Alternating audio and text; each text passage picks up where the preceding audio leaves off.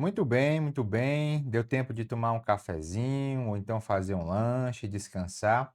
E agora nós vamos para a segunda parte, né, desse primeiro módulo, né, que fala aí das contagens básicas, né, as técnicas básicas de contagem. Retornando aos problemas, nós temos o nosso quinto problema dessa parte, que diz o seguinte, ó: quantos são os números ímpares de 5 algarismos nos quais a soma dos algarismos das unidades e das dezenas é 16, e a soma de todos os algarismos é um múltiplo de 5. Tudo bem? Então, o nosso desafio agora é esse. Detalhe: como eu falei, em Olimpíada é quase impossível você pegar um problema e ele ter conexão apenas com uma das áreas, né? No caso aqui, a combinatória. Então, você vai perceber que nesse problema nós temos alguns elementos, pouquinho, né? Mas temos de teoria dos números. Mas não precisa se preocupar, que não é nada avançado, tá certo? Então, vamos aqui. Então, o que que nós queremos? Voltar aqui, ó. Nós queremos. A gente tem que analisar as condições, né? Se você perceber, o que é que ele pede? Ele pede que o nosso número ele seja ímpar, ele tenha 5 algarismos, é outra condição que é importante a gente observar. Ele pede que a soma dos algarismos das unidades e dezenas seja 16.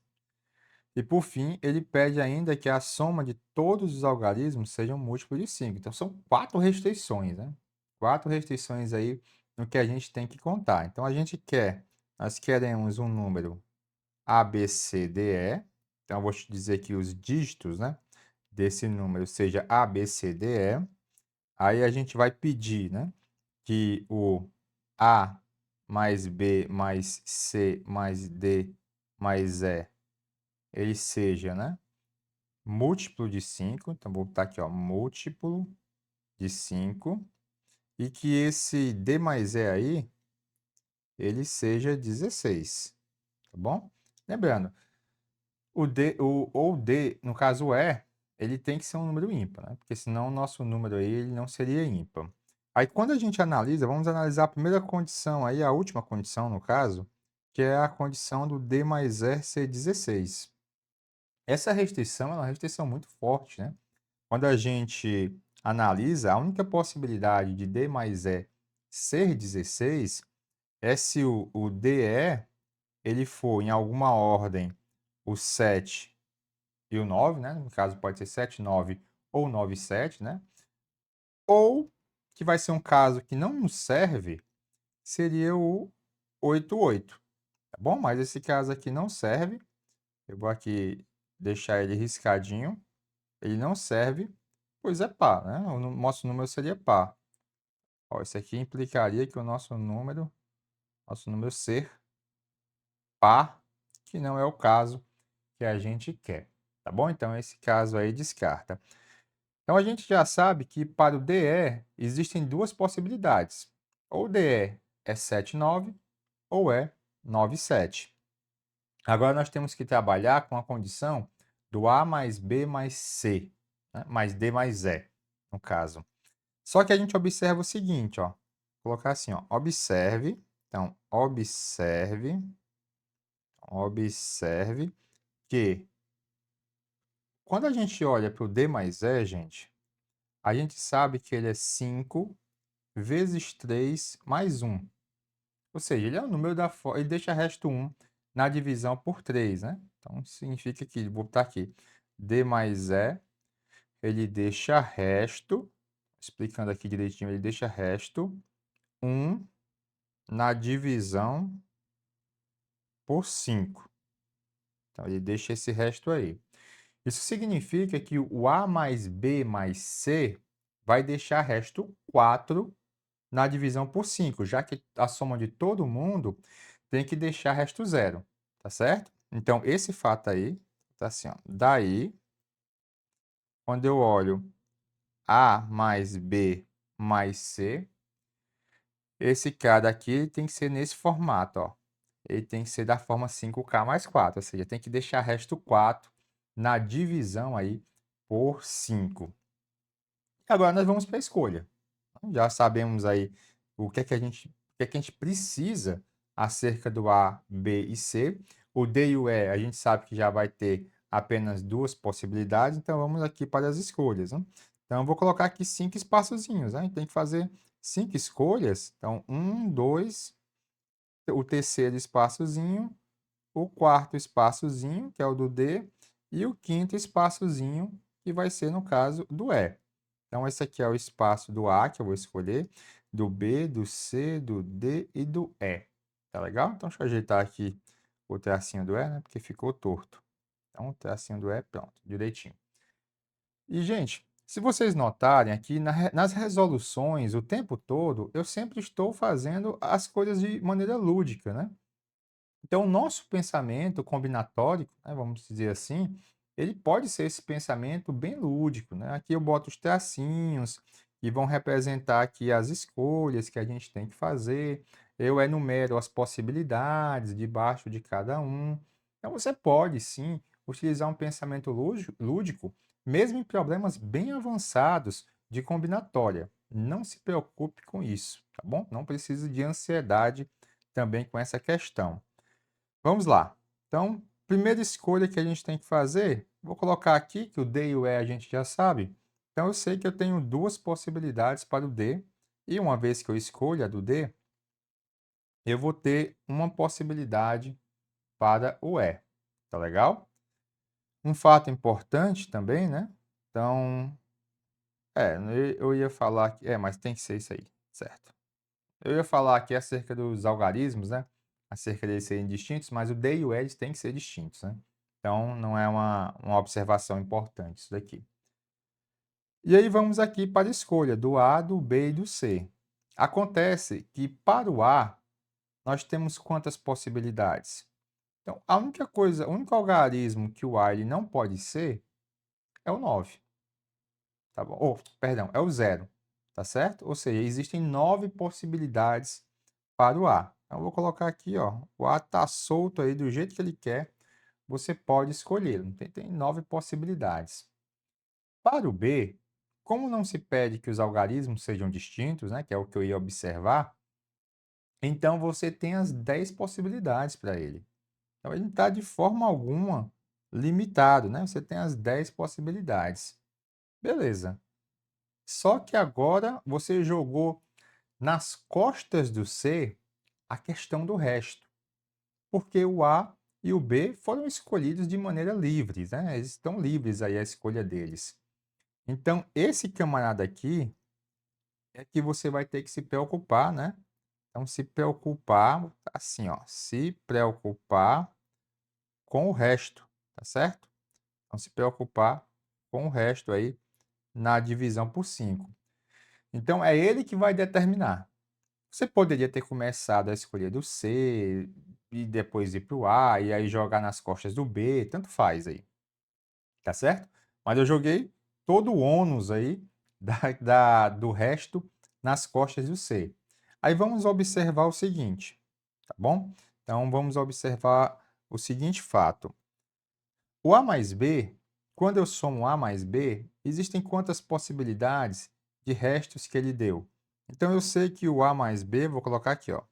Eu sei que o A mais B, ele pode ter dado um resto zero, a soma deles, né? Resto zero. Pode ter dado também um resto 1.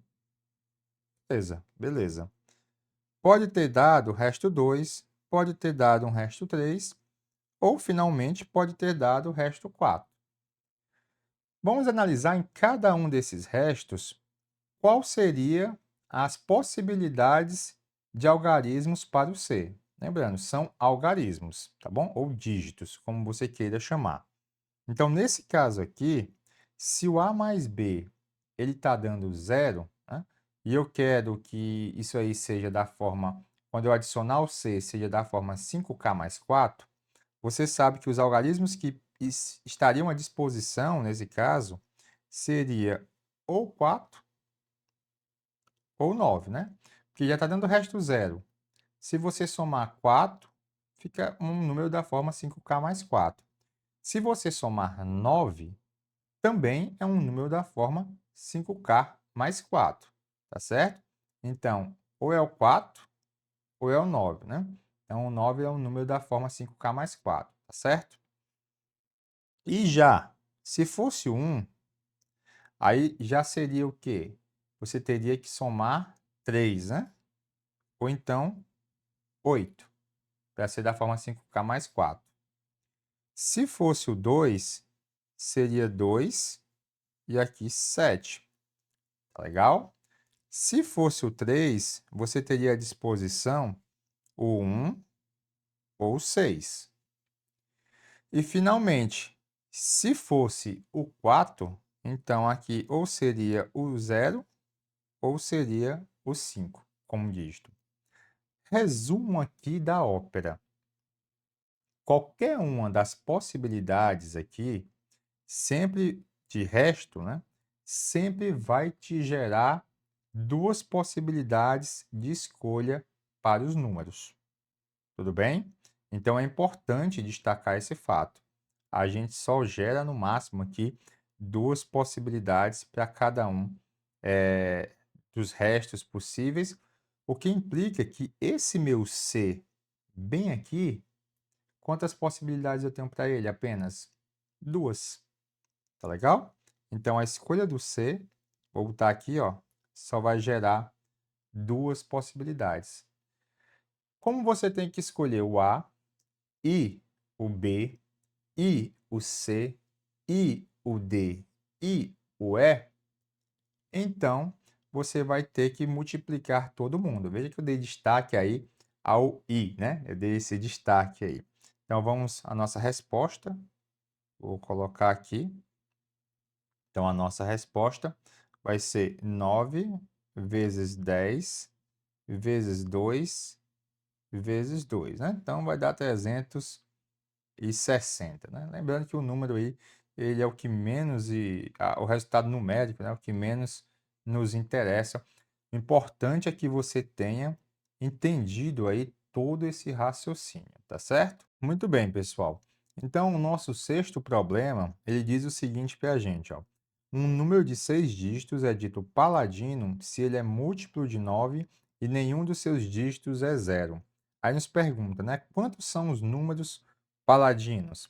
Eu quero que você grave bem esse problema, porque depois nós vamos voltar a ele no próximo módulo e dar uma solução usando bijeções, tá certo? Então, muito bem. A gente quer calcular números de 6 dígitos, né? Então, vamos colocar aqui, ó, os espaçozinhos. Como eu falei, pode pensar de maneira bem lúdica, né? E aí isso vai servir de solução, com certeza vai servir de solução para você. Então, deixa eu colocar aqui, tá começando a ficar, tá esse aqui mais para cima, né? E esse outro aqui também, vai ficar tudo bonitinho aqui nas nossas soluções, tá certo? Então, vou botar aqui, e aqui vamos botar os outros 6. Então, a gente quer fazer aí a escolha dos nossos números paladinos, tá certo? O que é que a gente vai fazer? Como tem que ser múltiplo de 9, né? Então, vou botar assim. Não esqueça disso, né? Um número está aqui como observação. Então, um número, caso você não esteja lembrando, né? Um número, ele é múltiplo, né? Então, ele é múltiplo de 9, se somente se a soma, vou botar aqui o número n, né? Para ficar mais fácil aqui para a gente. Então, um número n, ele é múltiplo de 9 se somente se a soma dos algarismos dele, que eu vou chamar de S de n, também for múltiplo de 9. Então, isso aqui também for múltiplo de 9. A gente vai usar esse fato aí. Tá legal? Deixa eu colocar isso aqui agora para baixo. Então, vou colocar isso aqui para baixo. Vou colocar a observação aqui para cima, né? E aí a gente vai fazer agora as nossas escolhas, tá certo? E de novo, a ideia ela é a mesma do problema anterior. No problema anterior, o que foi que a gente fez? A gente foi escolhendo aí, depois que a gente se livrou da questão aí dos últimos dois dígitos, né? Os três primeiros dígitos, a gente se preocupou com a questão de ser múltiplo apenas para o último, né? O último é que determinou o resto. E a gente vai fazer a mesma coisa aqui, tá certo? Então a gente vai fazer a mesma coisa. Nesse primeiro, Então, esse primeiro aqui, algarismo, você vai ter 9 possibilidades. Aliás, você vai ter 8 possibilidades, né? Por quê? Por que 8? Porque ele não. Aliás, 9 possibilidades, né? Porque só não pode ser eh, 0, tá certo? Nenhum deles pode aparecer o dígito 0. Então, esse primeiro aqui você já descartaria de imediato o dígito 0, né? Então, aqui seria 9. Só que o mesmo vale para esse daqui, tudo bem? Então, esse daqui também você vai ter que tirar, né? Você retira o 0. Então, você tem 9 possibilidades. Para esse tem 9. Para esse daqui você vai ter 9. E para esse daqui você também vai ter 9. Chegou no quinto algarismo, aí você para escolher o sexto, agora você vai se preocupar, tá bom? Então, o sexto algarismo você vai ter que fazer, vai ter que ver.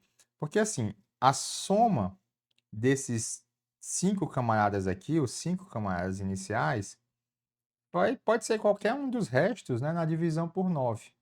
Quem conhece aí congruência, pode ser qualquer um dos restos módulo 9. Tá legal? Qualquer um dos resíduos, né? Então, você fica com o seguinte, ó. Então, você fica com a escolha desses camaradas. Eu vou chamar esse aqui de A, de B, de C, de D, de E e de F, tá certo? Então, essa soma aí, o A mais B mais C mais D mais E, quais são as possibilidades, né? Vou botar aqui. Ele pode ter resto 0, ele pode ter resto 1, 2, 3, 4, continuar aqui embaixo, tá certo? Então, passar aqui o tracinho. Ele pode ser resto 5, 6, 7, 8. Legal?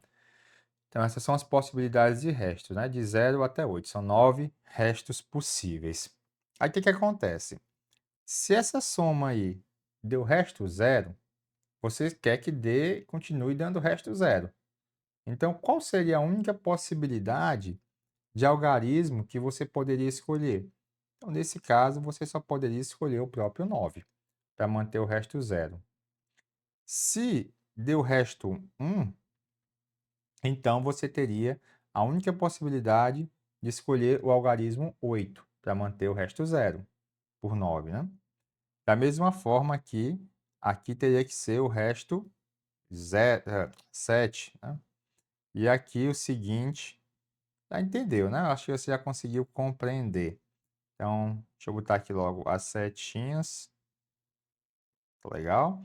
E aqui vai ficar o 5, seria o do 4, aqui seria 4, aqui você só teria como escolha o 3, aqui o 2 e finalmente o 8, você só teria como possibilidade o 1. Resumo, qualquer que seja a escolha aí dos restos, né? Qualquer que seja o resto que deu dessa soma do A mais B mais C mais D mais o E, você sempre só tem uma possibilidade para a escolha do último algarismo. Então, ele já fica determinado. Você escolheu o A, o B, o C, o D e o E, acabou-se. O F só tem uma possibilidade para ele, então ele sequer vai entrar aí na sua contagem, tá certo? Então, claro, a gente vai usar o princípio multiplicativo aqui como a nossa resposta, né? Então, vou botar assim, ó, resposta. Então, a nossa resposta vai ser o quê? Vai ser o 9, né? 1, 2, 3, 4, 5. Então, nossa resposta aqui é 9 a quinta. Não vou colocar o cálculo porque realmente não nos interessa aí a questão do cálculo. Esse problema eu fiz, né? A gente está fazendo aqui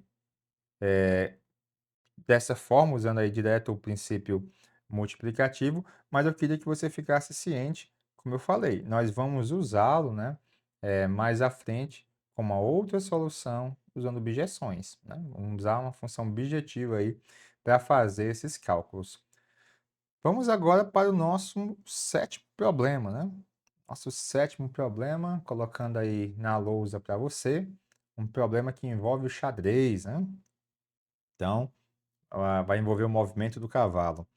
De quantos modos podemos mover um cavalo de uma casa para outra, de um tabuleiro 8x8, usando exatamente um movimento permitido pelas regras do xadrez?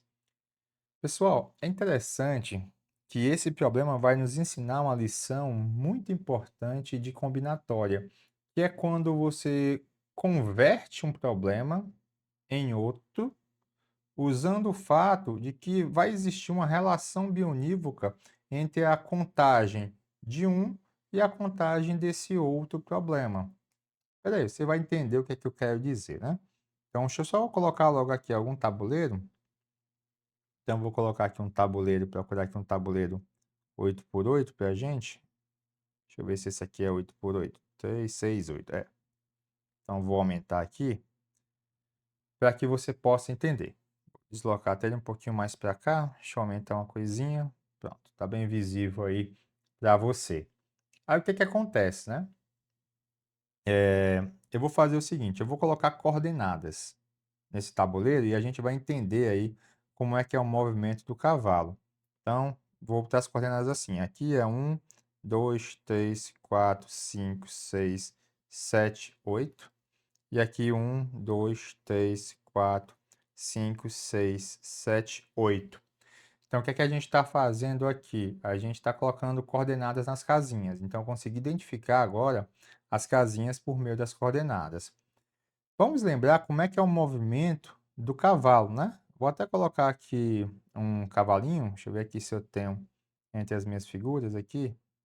Pronto, ó. Cavalinho só mesmo pra gente. Não sei se ele vai conseguir ficar por cima do tabuleiro. Consegue, né? Então, vou botar aqui. E é o seguinte, gente. O movimento do cavalo, ele é o que a gente chama de movimento em L, tá certo? Então, por exemplo, ele está aqui. O cavalo que está aqui posicionado, ele pode vir para cá. Ele pode vir para cá. Ele pode vir para cá, ele daqui ele pode vir para cá, para cá, para cá, para cá e para cá. Tá legal? Mas é importante a gente salientar uma coisa, que é o seguinte: o cavalo, ele não faz o trajeto em L, tá certo? Ele pula de uma casa para outra como se fosse um trajeto em L. Por que isso é importante? Para a gente entender aqui o que é que ele quer dizer com o movimento do cavalo. Então, o movimento do cavalo é o cavalo estar aqui e como que pular, ou como que desaparecer daqui e aparecer aqui. Porque senão você poderia pensar assim, se ele faz um movimento em L, então isso aqui seria um movimento, isso daqui seria um movimento. Se a gente se preocupasse com o trajeto em si. E não é esse o caso, tá bom? Então ele não faz um movimento, ele não faz o trajeto dele em L, né? O movimento dele imita um L, mas no sentido visual, apenas para a gente entender onde é que ele deve se posicionar. Dito isso, então já usamos nosso cavalinho aqui, então não precisa mais dele, tá certo? Deixa ele de fora. Vamos fazer a seguinte experiência. Eu vou fazer 3 casos particulares para você tentar entender ou enxergar o padrão. Então vamos lá, né? Digamos que o nosso cavalo, ele inicia o trajeto dele bem aqui, tá legal? E aí daqui ele passa para cá, que eu estou pintando aí de azul. Então ele sai do vermelho para o azul. Em coordenadas, o que foi que aconteceu? Então vamos ver, ó, em coordenadas ele iniciou na 4, 5. Então ele saiu aqui da coordenada 4, 5. E aí ele passou para qual? Ele passou para coordenada 6, coordenada 6, certo? Então, ele passou para a coordenada 6, 6. Vamos fazer aqui outro, para você entender aqui o padrão. Então, digamos que ele está bem aqui, e aí ele vai passar, né? Vou até fazer aqui uma bolinha maior para você enxergar. E aí ele passou para essa casa aqui. Também um movimento em L. Então, a gente tem o seguinte, ele saiu da casa 7, 2, e aí ele foi para a casa 5, 1. Né? Então, saiu da 7, 2 e foi aí para a casa 5, 1. Beleza. E agora, né? Saiu da 7,2, foi para 5,1. Mais um. Vamos fazer mais um. Vamos fazer só 3, que 3 é o suficiente para a gente entender o padrão. Então, saiu da casa 1, 2 e foi para a casa 2, 4. Então, saiu aqui da casa 1, 2 e foi para a casa 2, 4, tá certo? Então, casa 2, 4. Aí você vai fazer o seguinte: eu vou pegar em módulo a diferença das duas primeiras coordenadas e das duas últimas coordenadas, das coordenadas x e das coordenadas y, né? De cada um dos movimentos. Então, perceba, se eu pegar aqui, por exemplo, o 4 módulo de 6 menos 4 e vou olhar para o módulo de 6 menos 5. Aí vou fazer isso para cada uma aqui desses movimentos que eu coloquei como exemplo. Então, aqui fica 7 menos 5 e aqui 2 menos 1. E, finalmente, o outro vai ficar 1 menos 2 e 2 menos 4, tá certo? Então, a gente vai olhar para esses dois camaradas aí. O que que acontece? Esse daqui está dando 2, esse aqui dá 1. Esse aqui dá 2, esse aqui dá 1. Esse aqui dá 1, esse aqui dá 2. Ou seja, o que é que eu quero chegar? Que todo movimento do cavalo que a gente pegar, todo movimento do cavalo, quando você olha em módulo a diferença da primeira coordenada e da segunda coordenada, um vai ser 1 e o outro 2. Ou então 2, 1. 1, 2 ou 2, 1. Tá certo? E isso caracteriza o movimento do cavalo, ou seja, a gente pegou o movimento do cavalo e viu que isso acontece. Se a gente pegar coordenadas aleatoriamente e eles respeitarem essa regra, então ele também caracteriza, né? Isso aí vai ser um movimento do cavalo. Eu deixo você como exercício para você verificar isso, tá certo? Ou seja, se eu tiver um movimento do AB para o XY, e isso aqui eu tiver, né, que o A menos B, módulo de A menos X for 1 e o módulo de B menos Y for 2, tá certo? Ou então, você tem uma coisa ou outra. Pode ser que o módulo de A menos X seja 2 e o módulo de B menos Y seja 1. Então, esse movimento aí, é o movimento AB para XY, é o movimento do cavalo, tá certo? Então, é o movimento do cavalo. Tudo bem? Então, esse fato faz agora com que a gente tinha um problema visualmente geométrico, que é entender o movimento do cavalo. A gente algebrizou isso. No momento em que a gente colocou coordenadas, entendeu que isso caracteriza o movimento do cavalo, então a gente vai agora fazer essa contagem desses conjuntos, né? Então a gente passa a ter uma questão algébrica, contar realmente elementos aí desse conjunto que a gente vai montar. Quem seriam os conjuntos, né? Nosso conjunto seria esse aqui, né? Então vou colocar aqui os conjuntos, que são dois conjuntos, mas basta você fazer esse cálculo aí para apenas um deles. Então a gente está interessado em achar um quarteto, né? Vamos colocar assim, um quarteto AX BY, tal que módulo de A menos X seja 1 e módulo de B menos Y, né? Módulo de B menos Y seja 2, tá bom? O outro conjunto que você poderia chamar de B, vou só fazer aqui uma cópia, né? Então, só copiar aqui, que é basicamente a mesma coisa, só que você troca o 2 pelo 1 aí, né? Então, aqui ficaria assim. Então, vai ser um quarteto AXBY, tal que isso aqui é 2 e o outro é 1, né? Então, lembrando, você só precisa calcular de 1, né? Obviamente, por simetria, os dois vão ter a mesma quantidade de elementos, tá certo? Então, vou botar assim, ó, nós queremos calcular agora a quantidade de elementos de A, tá certo? Então, tá assim, queremos calcular essa quantidade aí de elementos. Agora perceba que essas duas condições aqui, elas são totalmente independentes, né? Ou seja, você vai contar os pares AX, tal que isso aqui acontece, lembrando que eu devia até ter colocado aqui também no conjunto, esses camaradas todos, eles estão presos entre 1 e 8, né? Ou seja, o A, X, B, o Y, eles estão presos aí entre 1 e 8. É uma condição aí que tem que ser colocada também no conjunto. E aí você vai multiplicar depois, tá certo? Então você vai fazer só a multiplicação e no final multiplica por 2, já que esse conjunto aqui tem a mesma quantidade de elementos. Então, vamos lá, né? Então, vamos contar os pares AX presos entre 1 e 2 e cujo módulo da diferença dá 1. Você pode até botar assim, ó. Você pode colocar aqui, ó. Vamos fazer o A e o X.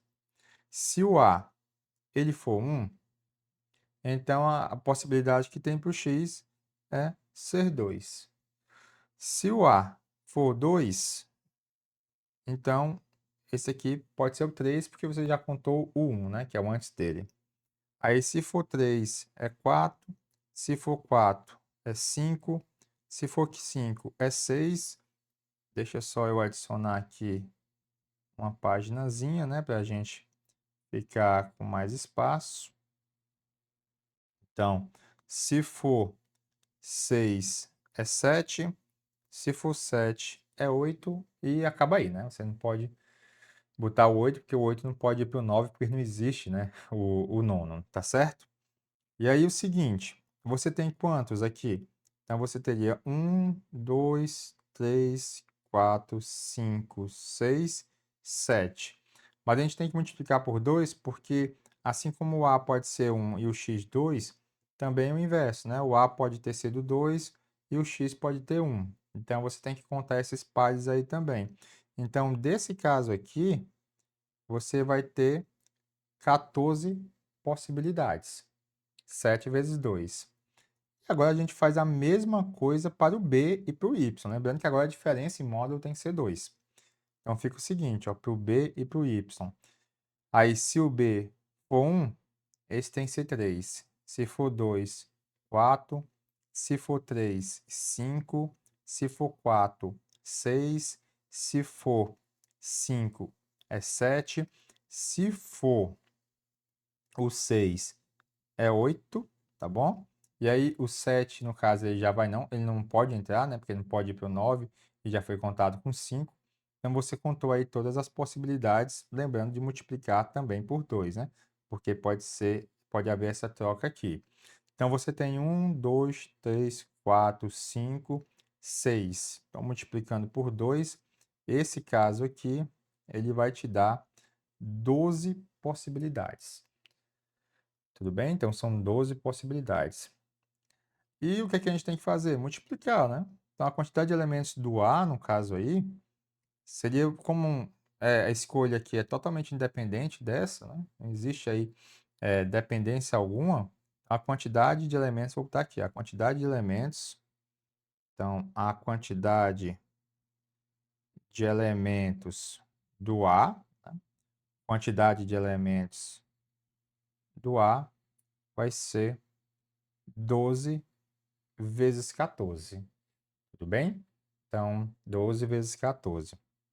E a nossa resposta, né? A nossa resposta aqui, então, vai ser 12 vezes 14 vai dar o quê? 120 mais 24, né? Então, vai dar 120 mais 12 vezes 4, 48. 120 mais 4, 168, né? Então, mas não precisa nem se preocupar com isso. Então, nossa resposta vai ser o quê? Vai ser 2 vezes 12 vezes 14. Tá legal? Então, 2 vezes 12 seria aí uma maneira fácil. Vou pegar aqui a calculadora que é melhor, né? Que gasta menos tempo aqui. E fazendo a conta de cabeça, né? Então, é 2 vezes 12, aí vezes o 14, né? Então, tá 336 a resposta aí desse problema, tá certo? E com isso nós terminamos. Lembrando que ele é um problema que você pegou um problema, e no caso aqui seria entender os movimentos do cavalo para fazer essa contagem. Você reinterpretou esse teu problema de outra forma, tá bom? Então nós reinterpretamos ele e em seguida, uma vez que a gente tenha reinterpretado, ou seja, a gente está contando aqui outro conjunto, gente, outro conjunto mesmo. Você transformou esse problema em outro. E esse outro, algebricamente, né, por meio da álgebra, a gente viu que é mais fácil a gente fazer a contagem. Percebeu? Essa é uma ideia muito comum em contagem combinatória. Você quer fazer uma contagem, mas aparentemente aquele teu conjunto ele é complicado, ele é de alguma forma complicado. E aí você transforma, ou faz uma bijeção entre aquela quantidade de elementos, que são os movimentos do cavalo aqui, e ele representado por esses conjuntos, né? No caso aqui, o conjunto A e B. Sendo que o conjunto A e o B, você consegue fazer uma contagem muito mais rápida, legal? Então, muito mais rápido e mais trivial. Então, não estou dizendo aqui, pelo amor de Deus, não estou dizendo que é um problema trivial. Estou dizendo que é quando a gente transforma, né? Quando a gente transforma nesse conjunto, veja que fazer essa contagem daqui e daqui foi uma listagem. Fez apenas uma listagem. E depois usou o princípio multiplicativo para multiplicar um pelo outro. Pronto. Nada mais do que isso. Tá legal? Então virou um problema de combinatória um pouco mais simples, tá certo? Então é importante aí salientar isso, porque é uma ideia que é muito comum. Aparece bastante aí em contagem. A gente vai ver aí isso aí ao longo desse nosso curso, tá certo? Mas vamos para um próximo problema. Então, ou então você quer dar uma pausa? Será que você quer dar uma pausa? Pois vamos dar uma pausa. E aí no próximo, na parte 3 aqui dessa aula, a gente já começa falando de combinações, né? Para a gente entrar num problema legal, eu vou começar falando de combinações, tá bom? Então vamos lá, tomar um cafezinho e aí a gente volta daqui a pouco.